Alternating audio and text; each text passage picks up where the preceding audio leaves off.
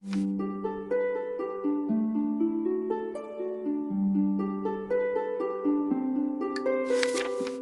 poor miller had 3 sons. When he died, all that he left behind was a mill, a donkey, and a cat. "Well, since I'm the oldest," said his first son, "I'll take the mill." The second son quickly added, "And I'm next. I'll take the donkey." They looked at their younger brother, Marquis. "How lucky you are! You shall have the cat," the brothers said, and laughed out aloud. The poor fellow shook his head as his brothers left. It was not fair at all. "My brothers can make a fine living with a mill and a donkey, but what about me? I'm stuck with Puss," said Marquis, wringing his hands in despair. Puss had been listening. He stretched and yawned loudly.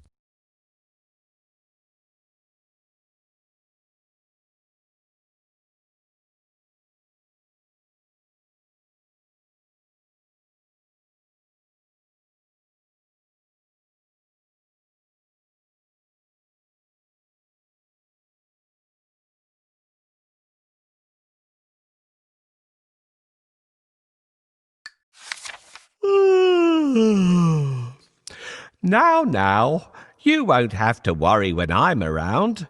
All I need is a bag and a handsome pair of boots, and I'll be able to take care of us both."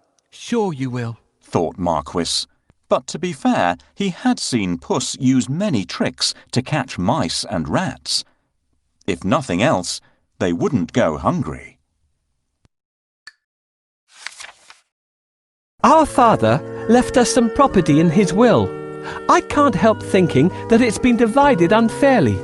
Do you remember what I got?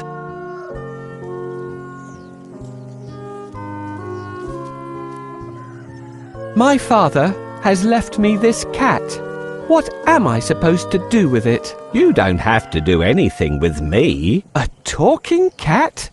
Did I really hear you speak? Or am I dreaming? My dear master, please don't think that I'm useless. Just wait and see what I do, and you'll be happy that I belong to you. How can I be happy when I've only got a cat and nothing else? You will understand soon. But first, can you get me a pair of boots and a sack? Did you forget that I don't have any money? See if you can find a sack here. We'll get the cobbler to make you a pair of boots. This is not a sack either. How about thank you? That's exactly what I need. Now that we have the sack, let's go and get a pair of boots from the cobbler. Found a sack? You're a smart fellow. Come, we'll go and see the cobbler. I'll pay him for the boots later.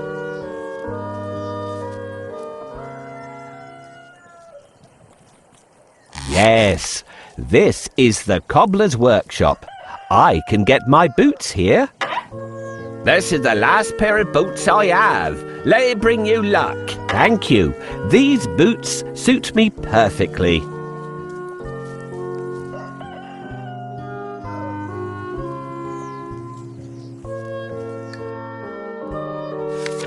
Soon the cat was given his own pair of boots and the new bag that he had asked for.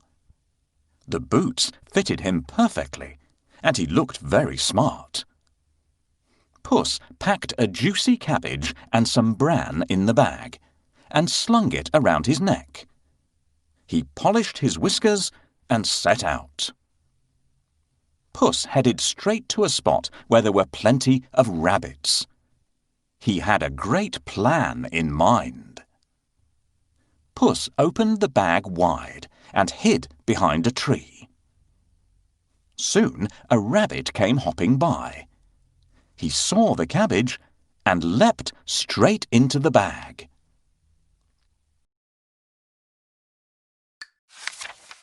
Whoosh! As quick as the wind, Puss grabbed the bag and tied it closed with a piece of string. With the rabbit in his bag, Puss walked straight over to the king's palace. He bowed low and presented him with the rabbit. Your Majesty, said Puss in Boots in a royal voice. This humble gift comes from my master, Lord Marquis of Carabas. This was a fancy name that Puss had chosen for his master. What a thoughtful gift, said the king, who loved roasted rabbit. The next time, Puss managed to catch a brace of partridges and took them once again to the king. This is wonderful. Tell your master I'm very pleased, said the king, who loved partridge stew even more.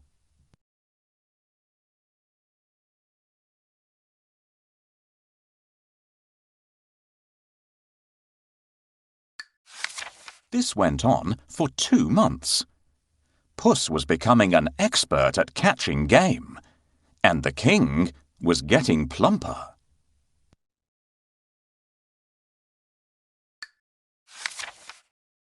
First, I need a bait for the rabbit. What do you think rabbits love to eat?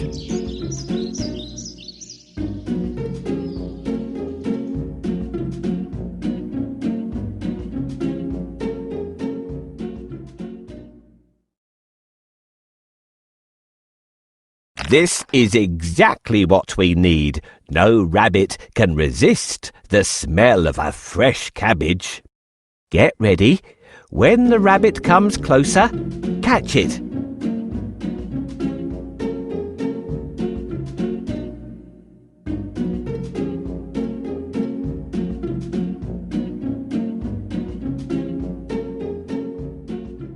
Got you. Thanks for your help. I will take this rabbit to the castle and offer it to the king.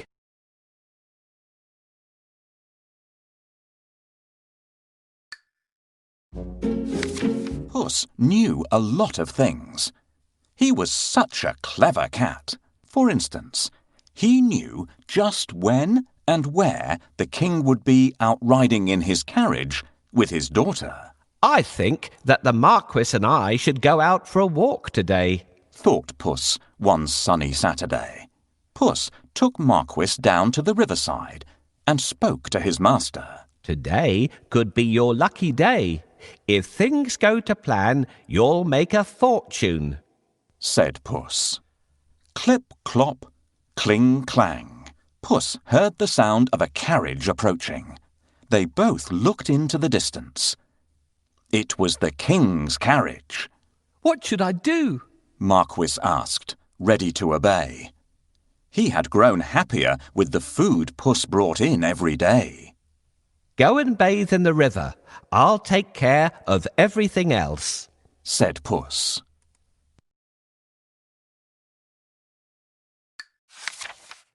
Is that all? cried Marquis. He pulled off his clothes and jumped into the river at once. Splash! Quickly, Puss hid his master's clothes behind a rock. Help! My master is drowning! Somebody save him! Puss wailed. He was trembling from head to foot. The king recognized Puss at once. He remembered all the lovely meals he had enjoyed thanks to the cat. The king jumped out of his carriage. Go and save him, quickly, the king said to his servants. Puss said to the king, Your Majesty, some nasty thieves have stolen my master's clothes. Is that so? Don't worry. I'll find a suit for him, said the king. He ordered one of his servants to fetch some fine clothes.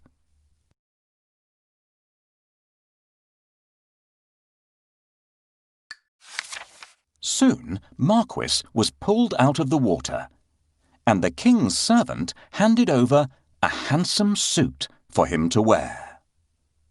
As soon as Marquis put on those clothes, he looked just like a prince. He stood tall and handsome, and smiled shyly at the princess. Surprise, surprise! The princess fell head over heels in love with Marquis.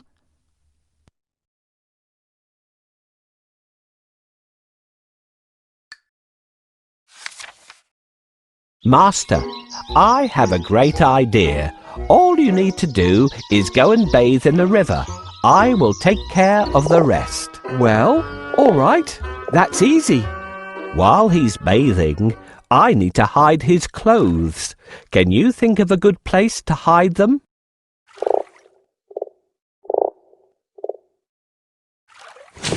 Yes, this is a good place to hide them. The first task is done. We should wait for the king now. Can you see the coach?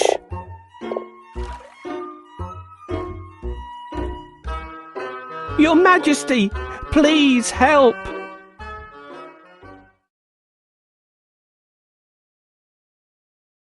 Your Majesty, please help!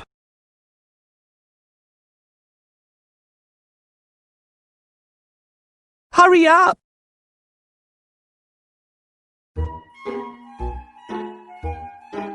My master is drowning!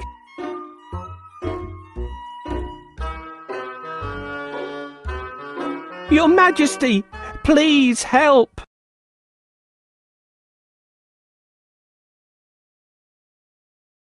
Hurry up! Coachman, stop here! Somebody is calling for help! Help! Someone, help me! Your Majesty, I'm Puss in Boots. Do you remember me? My master decided to bathe. He went into a deep place, but unfortunately, he can't swim out of it. Ah, I remember you. It's you who brought me the presents, right? Wait, we'll save your master. Oh, thank you. Please save the Marquis of Carabas.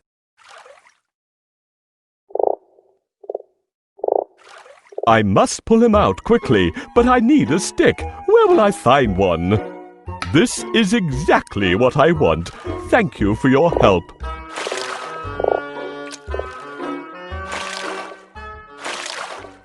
Here you are, dear Marquis of Carabas, safe on land again. Your Majesty, while my master was swimming, his wonderful suit has been stolen. Now he has no clothes to wear. I'll order one of the best suits to be sent from the royal cloakroom for your master.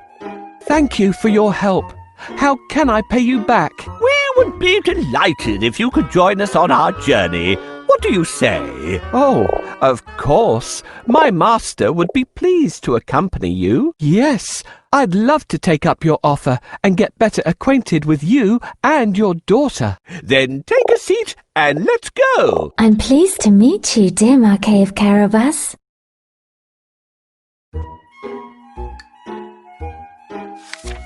Puss grinned. Things were going just as he had planned. But he had more work to do. If you will excuse me, I'll go and make suitable arrangements to receive our king at the castle.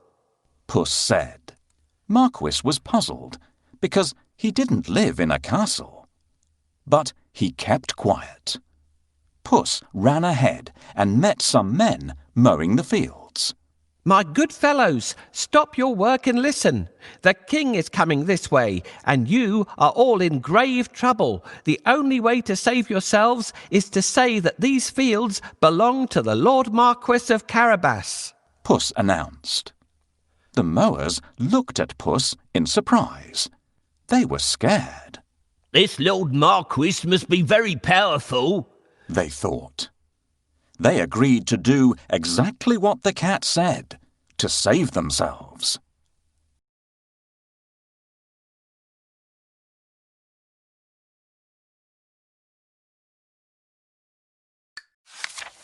Puss went ahead and saw some men and women reaping grain in a field. My good fellows, you can reap later, but listen to me now. The king is coming this way, and he'll make mincemeat of you, unless you say that these fields belong to the Lord Marquis of Carabas. Puss announced. The reapers were very puzzled, but they definitely did not want to become mincemeat. They promised to tell the king that the fields belonged to nobody but Lord Marquis of Carabas.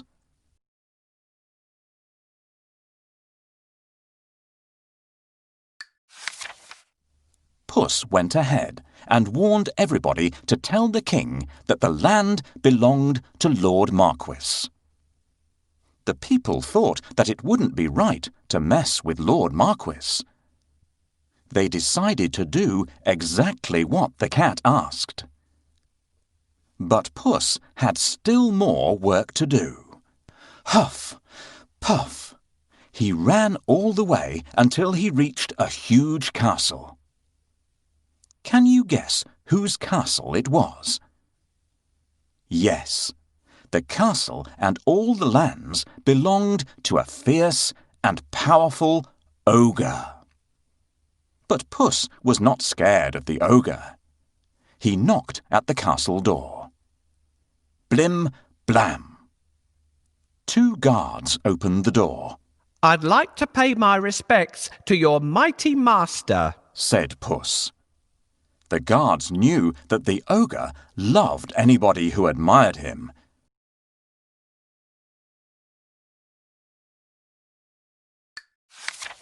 So they let Puss in at once.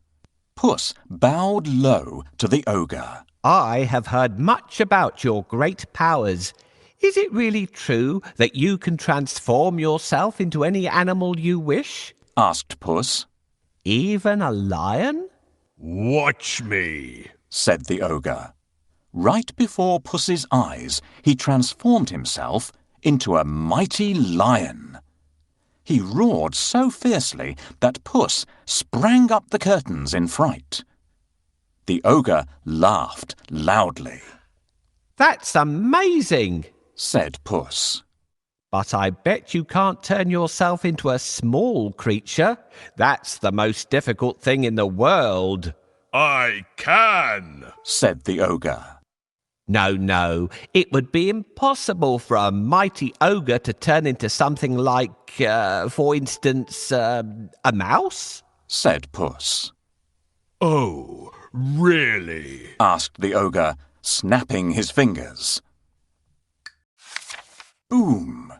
The ogre became a tiny mouse and scurried across the room. Quick as lightning, Puss pounced on the mouse and ate it in one gulp.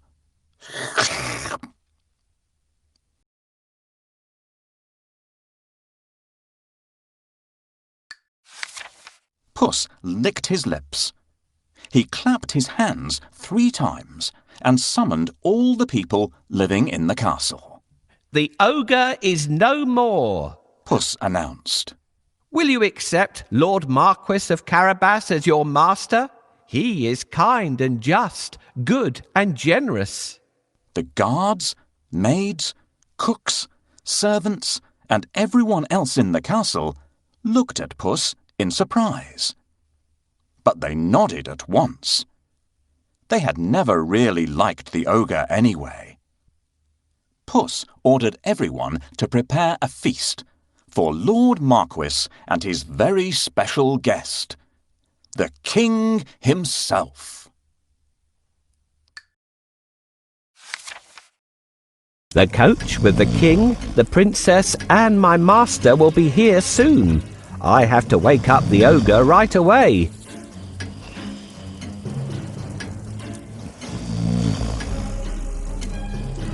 "It looks like this noise isn't enough to wake him up. I don't think we would wake him up this way. Let's try something else." What? Who woke me up? What are you doing here, cat? How dare you disturb me? "I have heard that you are a master of magic and can turn into any animal. Is that true?" That's true indeed. I can prove it if you have any doubt. "I would like to see. Can you do it?" Shh. If we ask the ogre to turn into a mouse right away, he would guess that we're going to cheat him. "Turn into a lion, please." No problem. Whoa! How scary! Enough! I believe you! I really believe you now! Well, did I prove how great I am? Indeed, indeed. But if I ask you to turn into a tiny mouse, I bet you'll not be able to do it. That's so easy. Watch me. Help me catch this mouse before it turns into an ogre again.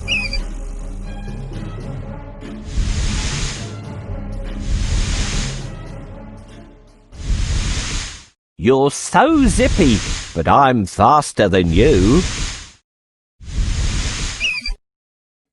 Hooray! Now my master owns this castle. I'm smart and handsome. I'm the one and only Puss in Boots.